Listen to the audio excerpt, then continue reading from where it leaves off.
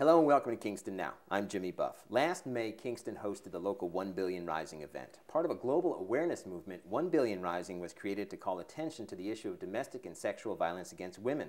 A concert called Shelter, starring Natalie Merchant, was held to support 1 Billion Rising, and Natalie, along with Kathy Welby-Moretti of the Washburn House, joins us this week to talk about the new film made of that concert. Also here this week to perform is Simi Stone, who was part of the Shelter concert film, and who was also part of this Friday night's O Positive launch party. And to tell us more about that is the National Director of Wellness for O Positive, Dr. Art Chandler. Hi, Doctor. Hey, good morning, Jimmy. So you're kicking off the launch early this year for O Positive. You've got your 5th festival happening Columbus Day weekend. 5 of these already. Can you believe yeah, it? well, they say you're on a roll when you hit 4, but we're hitting 5. And yeah, submissions have really picked up over the years. So this year we're having an early launch party on February 14th. Yeah, so Valentine's Day night at the Anchor, right, which is at the top of Broadway when you come into Kingston. That's it. There's going to be lots of music. Simi Stone, as we mentioned, is going to be there. The old Double E. We got the Kids coming in from Northampton, Massachusetts. We have lots of ways for everybody to participate. We have a Chinese auction, which is where you buy tickets and stuff as many of them and whatever you want. And there's going to be a 50-50 raffle and, you know, it's going to be generally a good time. There's also DJ Carlos the Sun, and we won't divulge his real name. But people will want to see what he does. Absolutely, yeah, he's spectacular. So I think it's going to be a great night. Now, submissions, artists and musicians' submissions to O Positive have been traditionally much later in the season, and they also open on February 14th, right? Yeah, it's true. So February 14th is opening, May 14th is closing, so get your submissions in. And part of that's in response to the increasing numbers that we've had. We had the first year, 5 years ago almost, we had sort of curated the event. There's maybe 35 bands that we got to play by hook or crook. And it's escalated, so just as an example, I think 220, 230 bands tried to get in this year for 40 spots. So yeah, and what they're also trying to get in for is wellness care. And the concept of O Positive is that artists and musicians, so integral to the wellness of a society, often are overlooked in their own wellness care because they can't afford health care. Yeah, above and beyond that, it's really about being appreciated and part of a community because that has its own medicinal properties.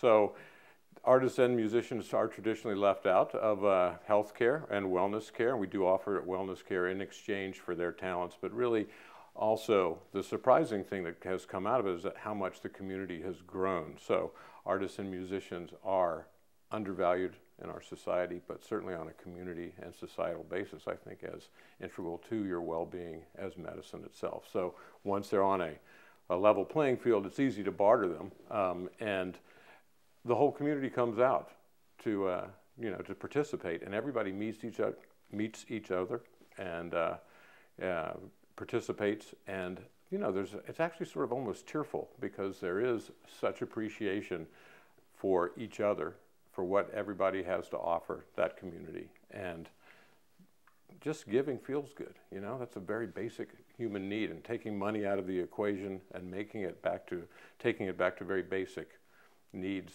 for each other to be appreciated, loved, and taken care of really goes a long way. Indeed. Now you're the National Director of Wellness because O Positive has gone national. You were in San Francisco this past November. It's true, and it went really well. We've had basically sort of 15 days of festival time, if you will, and had about 1,500 wellness visits, 300 or 400 volunteers, 225 bands, close to 220 providers, 195 or 200 artists, all in the span of 15 days. And I say that because they're 3-day festivals.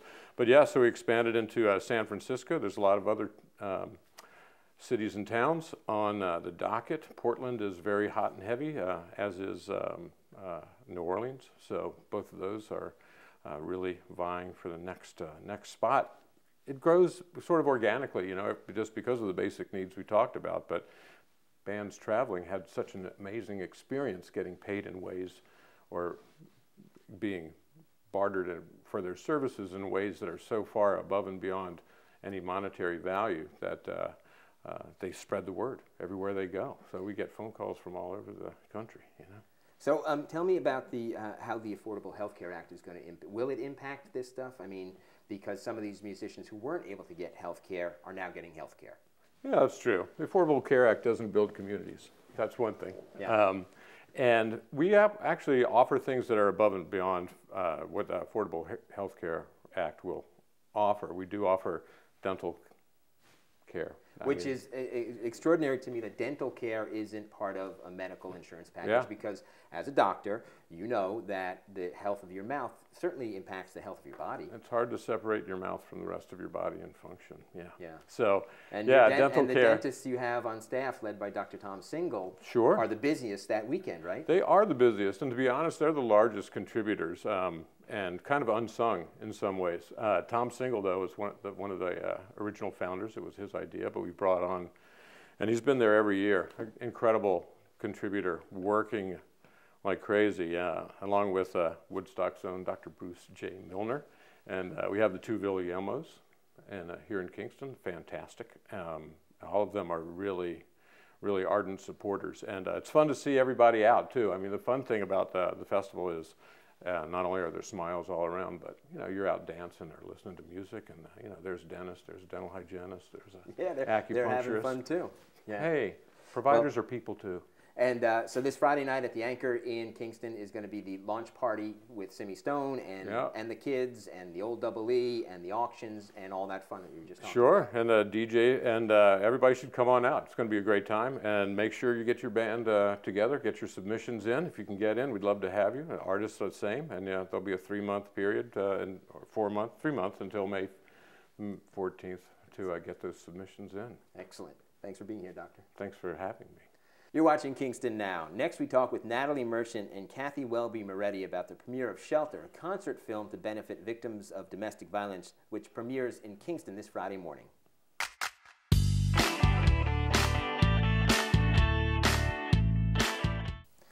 Welcome back to Kingston Now. Last February, Kingston hosted the local 1 Billion Rising event. Part of a global awareness movement, 1 Billion Rising was created to call attention to the issue of domestic and sexual violence against women. A concert called Shelter, organized by Natalie Merchant, was then held in June to support local victims of domestic violence. And Natalie and Kathy Welby-Moretti of the Washburn House join us now to talk about that and the film of the same name that premieres this Friday morning at the Old Dutch Church in Uptown Kingston. Welcome to the show. Thank you. So, Kathy, I'm going to start with you. 1 Billion Rising, the name is because that's the number of women worldwide who will suffer some sort of domestic or sexual violence in their lifetime. It's an extraordinary number. Yes, yes, it is. How it's an epidemic, right? All over the world. 1 in 3 women will know some kind of physical violence in their life. And you think that would be enough to spur a massive change, but it's kind of a slow evolution, right? Yes. Tell me about what it's been like in the year since the event last February. We've seen a law change, which has really helped us a lot, where if someone is hurting someone, and it's their partner or their spouse, they don't have to show intent. Like, for instance, we had a woman that I spoke about the last time I was here that was 70-something years old, and her boyfriend pushed her against a wall and pushed her down and kicked her and broke ribs. And there was a trial, but because they couldn't show that he intended on doing that, he was let off. Now he wouldn't be let off. So that's a law that's helped us a lot. Also, the strangulation law, which was in effect last time, but we see a lot more people charged with, attempted strangulation now, because before you had to prove it before the law was there. Yeah, and if people read the Freeman police blotter, for instance, I think it's officially listed as obstruction of breathing. Yes. And when they read that, and they may not know what it is, it's a domestic violence incident. Yes, yes. The number of cases in the past year, has it remained the same? Has it gone down at all? Because Ulster County has really supported lately in its fight against domestic violence. Yeah, I just think it keeps on rising. I don't think it goes down. One of the things is it's the most unreported thing. So even when we have statistics, we can't really rely on them 100% because there's so many ones that go unreported. A lot of women that are undocumented are afraid to report to the police. They're told by their abusers they're going to be deported. You know, so there's a whole population of very vulnerable people that are afraid to report it. And even if you're not, you know, you're still, they're afraid that it'll incite him even more. Yeah, it's terrible. Natalie, how did you come to 1 Billion Rising last year? I was invited to attend, and I came with a friend of mine, Young Chun Lamo, who performed. I introduced her, actually, Tibetan singer who lives here in Kingston. And I came early, and I met Kathy, and Kathy started showing me the Clothesline project, which is T-shirts that either victims of domestic violence or family members of victims, or even family members who've survived victims, will write on a T-shirt, and then it's hung on a clothesline. And it gives tangible, physical weight to the statistics of how many people in the area are affected by this. And then I also saw cardboard cutouts in the shape of women, life-size, and each one had a name and a date of when she was murdered. And there were 14. Yeah. I believe there were 14. And they were all local women. Yeah, and one of the women could essentially have been my neighbor, lived in the town where I live. And that was extremely shocking. And then I listened to the panel discussion. And there was, Liz Kamolny was there. Yeah. She's the special victims, assistant prosecutor, but for special victims who are sexually assaulted or victims of domestic violence. And I was shocked by what she had to say, and the chief of police was there, and the mayor was there of Kingston. And by the time I left, I felt that I had to do something. Now that I had my eyes opened, and I was aware, a bit more aware of what was happening to women and children in the area, that I had to do something. So that's why I started to plan the event at Bard. And the concert that night at Bard was filmed, and it's now this concert film. It features the women who performed that night, yourself and Simi Stone and Elizabeth Mitchell and Young Chun Lamo amongst them. It's intercut, I've seen the film, it's intercut with people speaking, which happened that night, describing personal experience. It's extraordinarily powerful, and you now have the director's credit on the film. Watching this stuff back, how was that, putting this film together? Making the film was pretty traumatic, actually, because it was probably the most moving event that I've ever been a part of. And but there was a difference between being a part of the evening and then having to repeatedly watch the footage over and over. Every time Teresa Letterio, who describes her aunt Tracy Ingracia Passaro's murder, her husband shot her 5 times. In front of the children? In front of her children, who I think were ages 5 and younger. It was awful. But we had to watch it over and over and over to piece it together. And there were several times that the editor and I we just had to weep. We just had to set it aside and weep over what we were seeing, because it's very traumatic. And it's, as Kathy and Renee, who's also Renee Flett, who's the director of Grace Smith House, told me when we were, forming a committee to do this event, nobody wants to talk about this, and that I think the balancing act that the film achieves is drawing people into the conversation. It's a really repellent topic. Nobody wants to admit it's happening. Nobody wants to really examine the horrific things that people who are intimate with one another are doing to each other, and to accept that it's happening. It could be happening in the house right next door to yours, or it could be happening in your house, or might have happened in your house as a child. That's something that we found through the event, is many people confess to me that they grew up in a household with domestic violence, and seeing our event really triggered memories and also triggered a conviction to come forward and talk about it. The film is dedicated to Tracy Passaro, and it airs this Friday morning at 9:30 at Bethany Hall at the Old Dutch Church in Uptown Kingston. And a lot of the people, law enforcement people, and I know State Senator Cecilia Kachik is going to be there. A lot of the same people who were there last February are going to be on a panel for a Q&A afterwards. So folks can get information about that on the Shelter Concert Film Facebook page. Also performing in the film is Simi Stone, and she's going to join us next to sing because she's also part of this Friday night's O Positive launch party. So we're bringing it all together. You going to hang and maybe sing with her a little bit? Or? I don't know. I didn't. I saw her. Am I putting you on the spot? Yeah, this is the spot. I've been put on it. All right. We'll find out when we come back. Okay. This is Kingston Now. Next, it's Simi Stone with some help, perhaps, from Natalie Merchant. Stay tuned.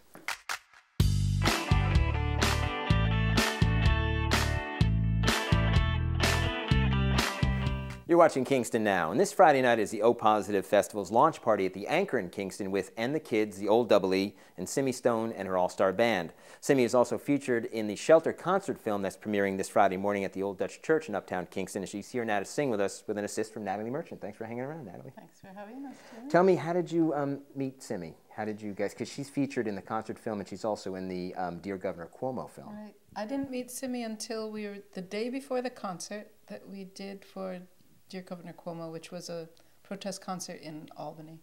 But I met her at rehearsal the day before, and I just saw her across the room and said, "Who is that most beautiful woman I've ever seen in my life?" And then she started singing. I was like, "Oh my God!" And a voice to match. With a voice to match. She is, Simi, you're featured in the Shelter concert film. It's a powerful movie. Have you seen the final cut? I have, yes. And I just think it's such a gift to be a part of it, and I can't thank you enough for having me in that film. And it's such an incredible cause that needs the light shone on it. Indeed. And last October, you brought down the house at the Old Dutch Church when you were part of the O Positive Festival. And now you're part of the launch party. Their submissions are opening earlier this year, and they need to raise some money for some of their funds. And you were part of it with your all-star band. So who is in your band? Sarah Lee, who is a big proponent of the O Positive Festival and just adores everybody involved. And now I adore everybody involved. And Zach Alfred and Gaylan Dorsey. We've been lucky enough to have her on guitar, and David Barron, who's my musical producer and friend, is on keys.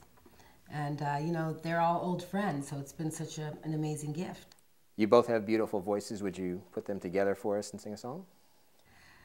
Yeah, I have a song called Good Friend that's going to be on a record that I'm making with all those all-star musicians you talked about, who I just can't even believe it.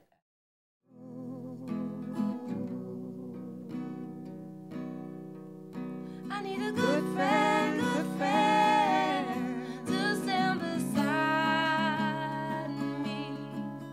I need a good friend who can remind me. And anytime I think I'm lost, a friend can find me. White wine and whiskey, you let me down. Another lonely, lonely night. Loved and left you. It's hard to forget you, and I don't need you hanging around. I need a good friend to stand beside me. I need a good friend who can remind me. And anytime I think I'm lost, a friend can find me. Gossips and gypsies, diamonds to dust, another lonely, lonely night. Trying to trick me to lie on those tracks. Heaven send me someone I can trust. I need a good friend to stand beside me. I need a good friend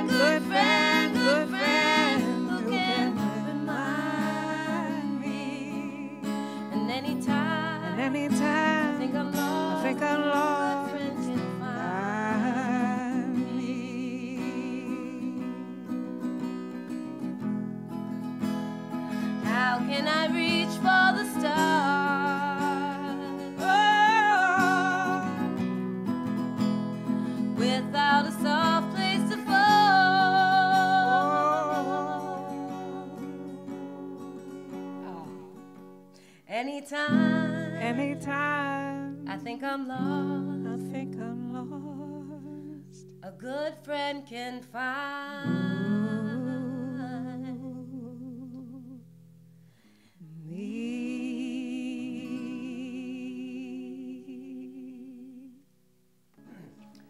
Thank you both. That was wonderful. Thank you, Jimmy.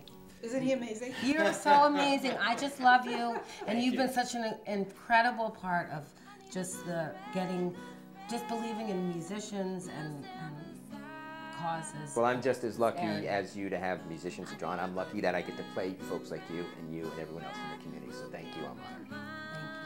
That's it for this week's show. For more about the O Positive launch party, go to opositive.org, and you can find out more about this Friday's premiere of Shelter, a concert film to benefit victims of domestic violence, on their Facebook page. Remember, all of our previous shows are available on our YouTube channel, and you can find that link on our Facebook page. For Kingston Now, I'm Jimmy Buff. We'll see you next time. You let me down.